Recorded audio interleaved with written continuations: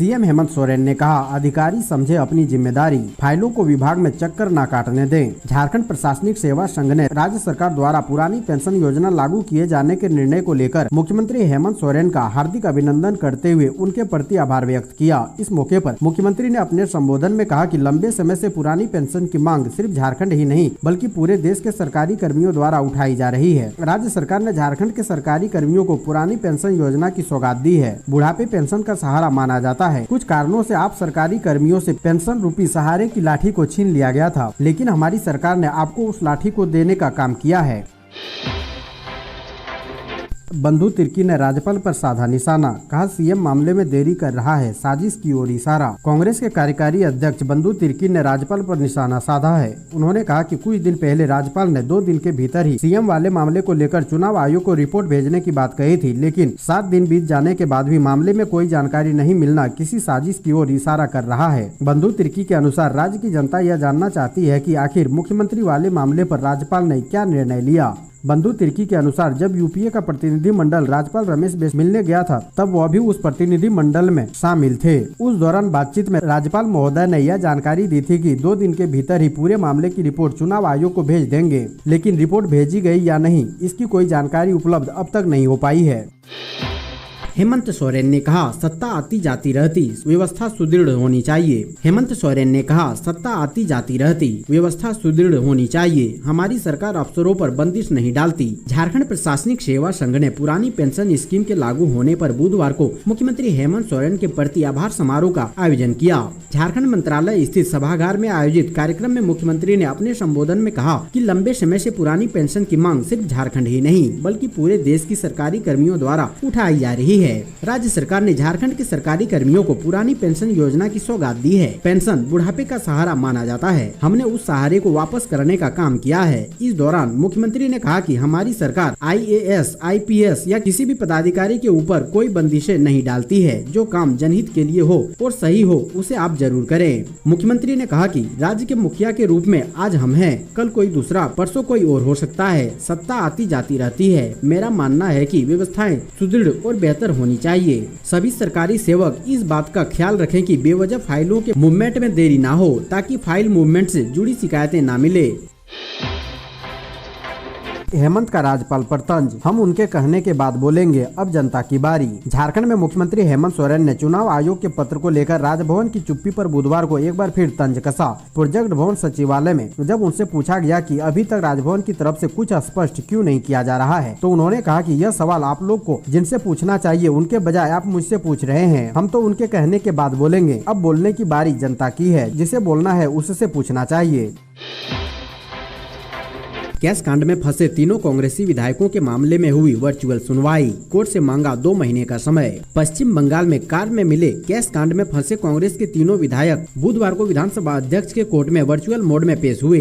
तीनों ने कोर्ट से 2 महीने का समय मांगा है। कोर्ट से निलंबित 3 विधायक इरफान अंसारी, राजेश कश्यप, नमन विकसल कोंगाड़ी के दल बदल के मामले में सुनवाई के दौरान दोनों पक्ष के अधिवक्ता के साथ साथ निलंबित विधायक भी ऑनलाइन जुड़े थे। कैश कांड में फंसे कांग्रेस के विधायकों के खिलाफ कांग्रेस विधायक दल नेता आलमगीर आलम की शिकायत पर विधानसभा अध्यक्ष रविंद्रनाथ महतो ने सुनवाई की। विधायकों के अधिवक्ता इंद्रजीत सिन्हा का कहना था कि तीनों विधायक फिलहाल कोलकाता में है, सभी राज्य से बाहर हैं, इसलिए जवाब दाखिल करने के लिए तीनों का कोलकाता से बाहर झारखंड आना जरूरी है। इस बात को ध्यान में रखते हुए उन्हें समय दिया जाए। हालांकि आलमगीर आलम के अधिवक्ता उज्ज्वल आनंद ने इस पर आपत्ति दर्ज करते हुए कहा कि जिस मामले की सुनवाई 3 माह में पूरी होनी है, उस मामले में 8 सप्ताह का समय मांगना तर्कसंगत नहीं है।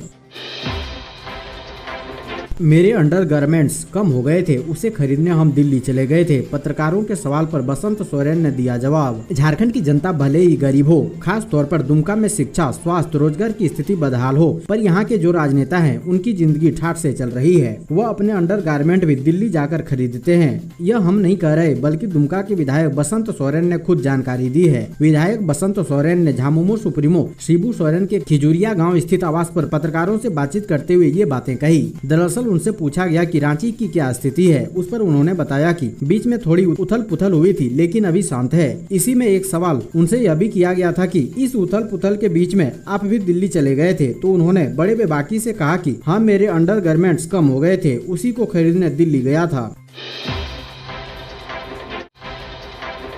मानसून के लौटने में 20 दिन बाकी, झारखंड में अब भी सामान्य से 26% कम हुई बारिश। झारखंड में पिछले दिनों में अच्छी बारिश हुई। राज्य से मानसून के लौटने में अब सिर्फ 20 दिन बचे हैं, लेकिन राज्य में अब भी सामान्य से 26% कम बारिश हुई है। अभी तक पूरे राज्य में सामान्य वर्षापात 859.5 मिलीमीटर और वास्तविक वर्षापात 635.7 मिलीमीटर हुई है। IMD की रिपोर्ट के अनुसार मानसून का टर्फ अब हिमालय की तरफ बढ़ चुका है। ऐसे में राज्य में जो भी बारिश देखने को मिलेगी वो साइक्लोनिक फीचर का होगा। वेस्टर्न घाट बंगाल की खाड़ी में साइक्लोनिक फीचर के असर से राज्य में अगले एक हफ्ते तक अच्छी बारिश देखने को मिलेगी।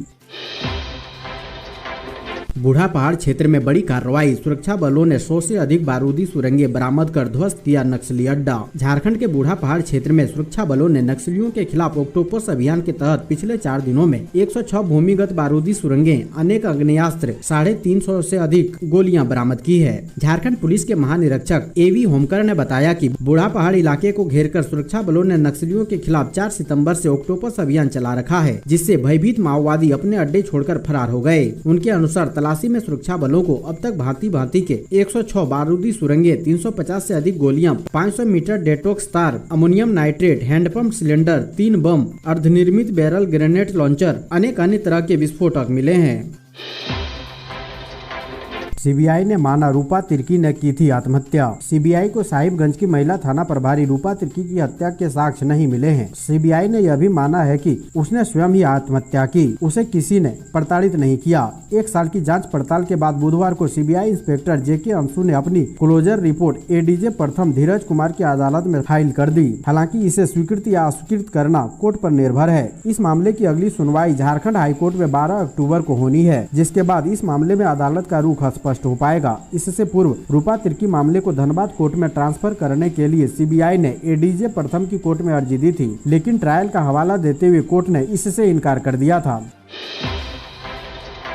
आदिवासी नाबालिग लड़की हत्याकांड, परिजनों से मिले बसंत व नलिन सोरेन, 9 लाख का चेक सौंपा। दुमका विधायक बसंत सोरेन और सिकाड़ीपारा विधायक नलिन सोरेन ने 7 सितंबर को रानेश्वर प्रखंड के एक गांव में जिस नाबालिग आदिवासी लड़की की हत्या हुई थी, उसके परिजनों से मुलाकात कर 9 लाख रुपए का चेक सौंपा। पूर्व में इस परिवार को जिला प्रशासन ने भी 1 लाख रुपए का चेक सौंपा था। इससे पूर्व दोनों विधायकों ने दुमका के ही पेट्रोल छिड़क कर जला दी गई नाबालिग लड़की के परिजनों से भी मुलाकात की। बसंत सोरेन ने कहा कि दोनों घटनाओं की जितनी निंदा की जाए कम है। सरकार दोनों मृतका के परिजनों के साथ खड़ी है। अब तक दोनों परिवारों को 10 लाख रुपए की सहायता दी गई है। ऐसी घटनाओं की भविष्य में पुनरावृत्ति न हो, इसके लिए वो DIG, DC और SP के साथ बैठक करेंगे। विधायक बसंत सोरेन BJP नेताओं पर भी बरसे, कहा कि लाश पर राजनीति नहीं होनी चाहिए। कोई अपने परिवार का सदस्य खोया है, यह समय राजनीति करने की नहीं है, सहानुभूति जताने की है। गोड्डा सांसद निशिकांत दुबे पर तंज कसते हुए उन्होंने कहा कि वे दिल्ली से चौपड़ पर सवार होकर आए तथा अनर्गल बयानबाजी कर उसी चौपड़ से वापस दिल्ली लौट गए। झारखंड में नक्सलियों के खिलाफ ऑपरेशन ऑक्टोपस जारी, सुरक्षा बलों ने बूढ़ा पहाड़ को घेरा। लोहरदगा सीमा पर स्थित बुलबुल जंगल में चले ऑपरेशन डबल बुल की तरह ही बूढ़ा पहाड़ पर ऑपरेशन ऑक्टोपस नाम से नक्सलियों के विरुद्ध बड़ा अभियान चल रहा है। पुलिस को उम्मीद है कि इस अभियान में भी बड़ी सफलता हाथ लगेगी। बड़े नक्सली नेताओं के पकड़े जाने से लेकर बड़ी संख्या में हथियार की बरामदगी की भी उम्मीद की जा रही है। जिस तरह ऑपरेशन डबल बुल में सुरक्षा बलों ने नक्सलियों के रसद भंडार पर कब्जा किया था और उनकी सप्लाई रोक दी थी, उसी तर्ज पर ऑपरेशन ऑक्टोपस में भी अभियान चल रहा है। नक्सलियों की रसद सप्लाई रोक दी गई है, इस उम्मीद के साथ कि वे भूख से बिलबिलाकर जंगल से बाहर निकलेंगे और सुरक्षा बलों के हत्थे चढ़ेंगे। बूढ़ा पहाड़ पर हर तरफ से घुसने के रास्ते पर सुरक्षा बलों के जवान तैनात है, जो लगातार आगे बढ़ रहे हैं। जमाकर्ताओं ने सहारा इंडिया के मालिक सुब्रतो राय का फूका पुतला। धनबाद में सहारा इंडिया से 10 लाख उपभोक्ताओं के जमा पैसे की मांग को लेकर संयुक्त ऑल इंडिया जन आंदोलन संघर्ष न्याय मोर्चा ने रणधीर वर्मा चौक पर प्रदर्शन किया। प्रदर्शन में भारी संख्या में उपभोक्ताओं ने हिस्सा लिया। सभी ने सहारा इंडिया के मालिक सुब्रतो राय के खिलाफ नारे लगाए और पुतला दहन किया। आंदोलन में शामिल नगेंद्र कुमार कुशवाहा ने बताया कि धनबाद में करीब 10 लाख निवेशकों का पैसा बकाया है। सहारा इंडिया न तो उनके पैसे लौटा रही है और न ही सरकार की ओर से कड़े आदेश दिए जा रहे हैं। जमाकर्ताओं को काफी समस्याओं का सामना करना पड़ रहा है। लड़कियों की शादी और पढ़ाई भी बाधित हो रही है। सरकार को जल्द उन पर कार्रवाई करे और बकायेदारों का भुगतान कराएं। सहारा के कार्यकर्ता भी भारी संख्या में इस आंदोलन में शामिल थे। दुमका में पेड़ से झूलता नाबालिग छात्रा का शव बरामद, परिजनों ने जताई हत्या की आशंका।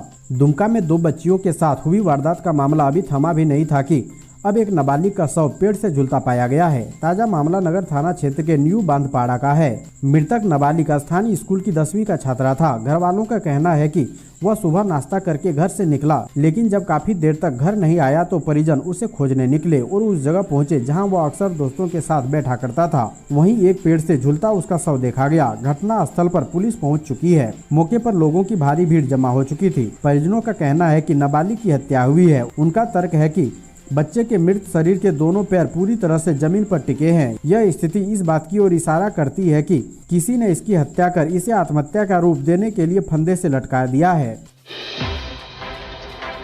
बाबा ने दिव्यांग लड़की की जबरन भर दी मांग, फिर भीड़ ने यूं उतारा आशिकी का भूत तो करने लगा मिन्नतें। झारखंड के गिरिडीह में रामकृष्ण विवेकानंद अनाथ आश्रम को चलाने वाले बाबा ने जबरदस्ती दिव्यांग आदिवासी युवती की मांग में सिंदूर डाल दिया। इससे गुस्साए लोगों ने बाबा की जमकर धुनाई की। हालांकि बाबा की पिटाई के समय मौजूद कुछ लोगों ने बाबा की जान बचा ली।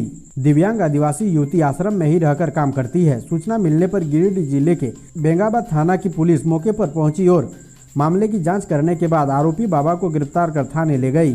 पुलिस दिव्यांग आदिवासी युवती को भी अपने साथ थाने लेकर गई। दोनों से पुलिस मामले की पूछताछ करेगी। झारखंड में तय सीमा के बाद वाहन घोषित होंगे कबाड़, हेमंत सरकार बना रही नियमावली। झारखंड में राज्य सरकार ने मोटर वाहनों को कबाड़ घोषित करने संबंधित केंद्र की नीतियों को पूरी तरह से अपना लिया है। इससे संबंधित प्रस्ताव राज्य कैबिनेट से पारित हो चुका है। निबंधित वाहनों के लिए निर्धारित समय सीमा पार कर चुके वाहनों को चलाना गैर कानूनी तो होगा ही, इसके लिए जान माल का खतरा और भारी जुर्माना लगाए जाने की संभावना बनी रहेगी। केंद्र सरकार ने इसी तरह की परेशानियों से मुक्ति के लिए वाहन स्क्रैपिंग नीति तैयार की है। झारखंड में वाहनों की स्क्रैपिंग इतना आसान भी नहीं होगा। राज्य सरकार को इसके लिए नए सिरे से आधारभूत संरचनाओं का निर्माण करना होगा। हर जिले में वाहनों के निबंधन एवं स्क्रैपिंग के लिए सुविधा केंद्र का निर्माण करना होगा और प्रारंभिक तैयारियों के अनुसार इसके लिए पीपीपी मोड पर निवेशकों को आमंत्रित किया जाएगा। झारखंड में नहीं थम रहा डायन बिशाही का मामला। अब गढ़वा में दंपति को पीट कर किया घायल, 2 आरोपी गिरफ्तार। झारखंड में डायन बिशाही का आरोप लगाकर महिलाओं को प्रताड़ित करने का मामला नहीं थम रहा है। ऐसे ही एक मामला गढ़वा जिला के चपरी पंचायत अंतर्गत अधोरा नवही में घटी है। डायन बिशाही का आरोप लगाकर दंपति की पिटाई कर दी गई। इससे दंपति गंभीर रूप से घायल हो गया। घटना की जानकारी मिलते ही भावनाथपुर थाना की पुलिस ने 2 आरोपियों को गिरफ्तार किया है। भावनाथपुर थाना क्षेत्र के चपरी पंचायत अंतर्गत अघोरा नवही टोला के वार्ड सदस्य अमरनाथ उरांव एवं उनके परिजनों के खिलाफ डायन बिशाही का आरोप लगाकर उसी गांव के एक दंपति को संरक्षण देने वाले रंजन उरांव के साथ मारपीट करने की प्राथमिकी दर्ज हुई थी। राशन नहीं मिला तो 100 से ज्यादा लोगों ने बीडीओ कार्यालय पर किया हंगामा। झारखंड के गढ़वा जिला में राशन नहीं मिलने पर लोगों ने बुधवार को प्रखंड मुख्यालय पर जमकर हंगामा किया। प्रखंड विकास पदाधिकारी को कार्यालय से बाहर आना पड़ा। 100 से ज्यादा ग्रामीणों ने बीडीओ को लिखित आवेदन दिया, साथ ही मौखिक रूप से अपनी शिकायत से भी उन्हें अवगत कराया। मामला गढ़वा जिले के धुरकी प्रखंड का है। प्रखंड के चोटिया गाँव के 120 ग्रामीण बुधवार को प्रखंड मुख्यालय पहुँचे और हंगामा करने लगे। ये लोग नियमित राशन देने की मांग कर रहे थे। ग्रामीणों के हंगामे की सूचना बीडीओ को मिली तो वे अपने दफ्तर से बाहर आए और ग्रामीणों से मुलाकात की।